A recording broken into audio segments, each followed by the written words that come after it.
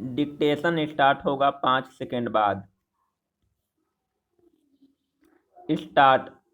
सभापति महोदय, आज इस सदन में जिस विषय पर चर्चा हो रही है वह काफी महत्वपूर्ण है और हमारी भावी पीढ़ी से जुड़ा हुआ है। मुझे भी अपने विचार प्रकट करने के लिए आपने जो अवसर प्रदान किया है उसके लिए मैं आपका आभार प्रकट करता हूं और हार्दिक धन्यवाद देता हूं। शिक्षा जैसे विषय पर बहुत कुछ कहा जा सकता है। चूँकि मेरे हिस्से में बहुत कम समय आया है और मेरे से पूर्व कई माननीय सदस्य इस विषय पर अपने विचार प्रकट कर चुके हैं, इसलिए मैं कम से कम समय में इस संबंध में अपना मत प्रकट करने का प्रयत्न करूंगा।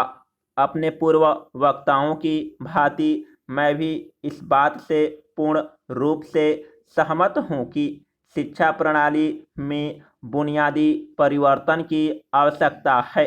मैं समझता हूं कि कई वर्षों से शिक्षा प्रणाली में परिवर्तन नहीं किया गया है। देश की परिस्थितियों के अनुसार शिक्षा प्रणाली बनाई जाती है। आज की शिक्षा प्रणाली पुरानी परिस्थितियों के अनुसार निर्धारित की गई थी, जो आज के समय के अनुसार ठीक नहीं है।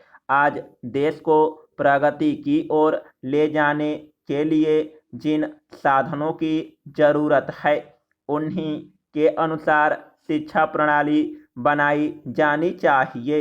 इसलिए मेरा निवेदन है कि शिक्षा प्रणाली में परिवर्तन किया जाए ताकि जो नवयुवक पढ़कर आए वे देश के विकास के लिए कार्य करने योग्य सिद्ध हो सके।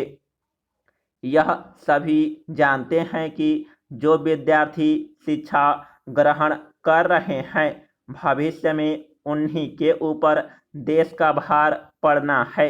आज हम सभी को गंभीरता से यह विचार करना है कि हम किस प्रकार की शिक्षा अपने नवयुवकों को दे जिससे वे सही रूप से देश का भार संभाल सके।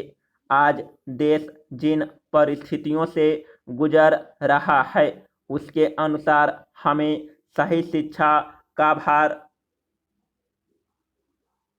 देकर अपने नवयुवक को तैयार करना है।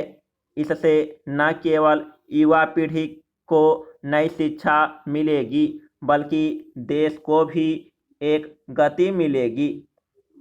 महोदय, मैं आपसे यह भी निवेदन करना चाहता हूं कि इस महत्वपूर्ण विषय पर चर्चा के लिए अधिक समय दें ताकि सभी सदस्यों को अपने विचार व्यक्त करने का अवसर मिल सके और शिक्षा के संबंध में ऐसी नीति बन सके जिससे देश को लाभ मिल सके। मैं निवेदन करना चाहता हूं तथा अपनी ओर से सुझाव देना चाहता हूं कि सबसे पहले शिक्षा के बुनियादी ढांचे में परिवर्तन किया जाए। सभापति महोदय, माननीय मंत्री जी से मैं यह अनुरोध करना चाहूँगा कि देश के जो पिछड़े हुए इलाके हैं उनमें बहुत सी नई रेलवे लाइनें बनाने के बारे में आपने समुचित निर्णय लिए हैं। मध्य प्रदेश की स्थिति के संबंध में अनेक बार जोर दिया गया है और कुछ महत्वपूर्ण प्रस्ताव विचाराधीन हैं। विकास की दृष्टि से वहां के लिए जो आवश्यक प्रस्ताव हैं उस पर भी विचार करके निर्णय लिया जाना चाहिए। अंत में एक बात इस संबंध में मैं और कहना चाहूँगा कि जहां एक वेतन और महंगाई का प्रश्न है, यह एक बड़ा राष्ट्रव्यापी प्रश्न है। इस पर कई दृष्टियों से विचार किया जा रहा है। वेतन का काम की मात्रा से संबंध अवश्य स्थापित किया जाना चाहिए। दुनिया के अन्य जो प्रगतिशील देश हैं उन्होंने भी इस नीति को अपनाया है। महंगाई और बढ़े हुए वेतन का कोई अंत नहीं है।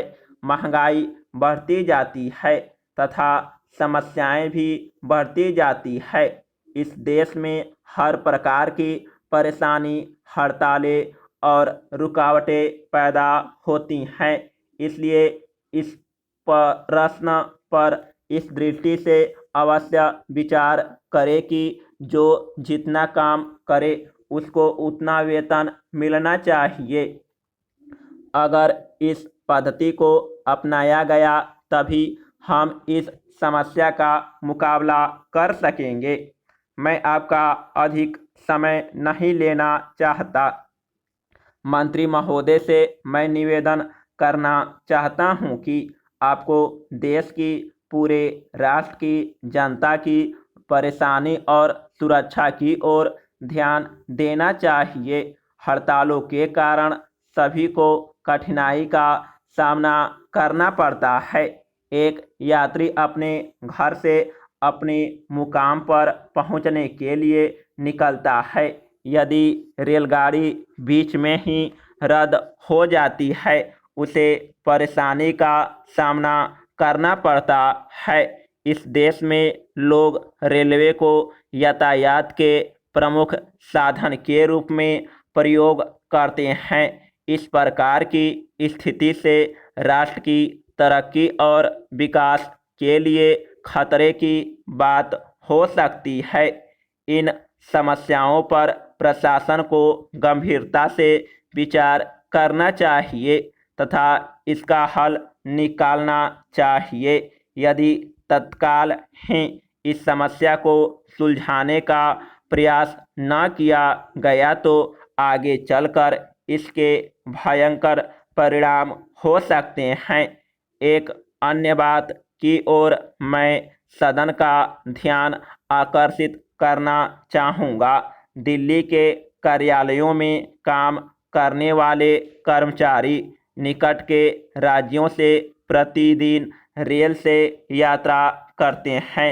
रेलों की कमी के कारण उन्हें कठिनाई का सामना करना पड़ता है। समाप्त।